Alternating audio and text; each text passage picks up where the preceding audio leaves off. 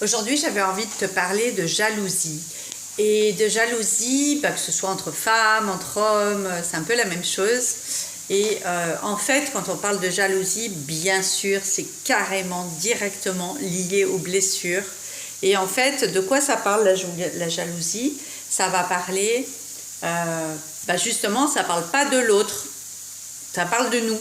Enfin, si nous, on est jalouse, c'est toujours la même question du miroir, ça ne parle pas de l'autre, ça parle de moi. Ça parle de à quel endroit je ne suis pas encore assez.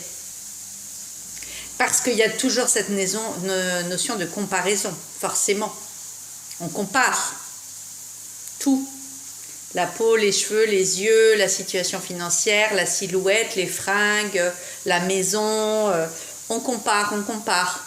Et c'est pas mauvais en soi, si on y met de la conscience dessus. Bien sûr, par jalousie, il peut y avoir des grandes catastrophes, parce que tous les féminicides, à la base, ils partent d'un phénomène de jalousie incontrôlée qui part sur de la colère et sur de la punition et sur des gens qui perdent le contrôle. Ça peut aller très très loin, la jalousie, on est bien d'accord.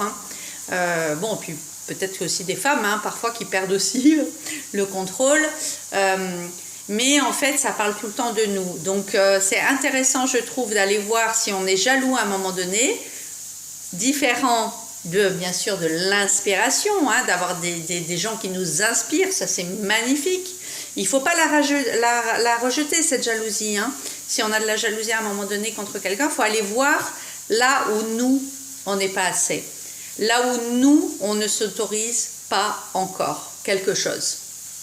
Moi, pendant longtemps, j'aurais aimé, par exemple, beaucoup mieux danser, savoir beaucoup mieux danser, ou j'aurais voulu être plus cool, plus légère, on va dire, plus légère, moins sérieuse, entre guillemets, etc.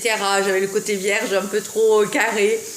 Et pendant longtemps, quand je voyais des femmes mais hyper à l'aise, qui s'en foutaient, hyper légères dans leur vie, mais vraiment bien dans leur peau et tout, et je pouvais avoir une pointe de jalousie, par exemple, par rapport à ça. Ou des femmes qui osaient tellement plein de choses que moi je n'osais pas, effectivement. Mais la comparaison, il ne faut pas qu'elle reste négative, en fait. Il faut que ça nous inspire, que ça nous donne le courage d'aller voir là où finalement on est assez, on est juste différent. Et nous, on a des choses que les autres n'ont pas. Et du coup, c'est bien de remettre les choses à leur place, mais il ne faut pas le rejeter, il faut aller voir là où ça parle de nous.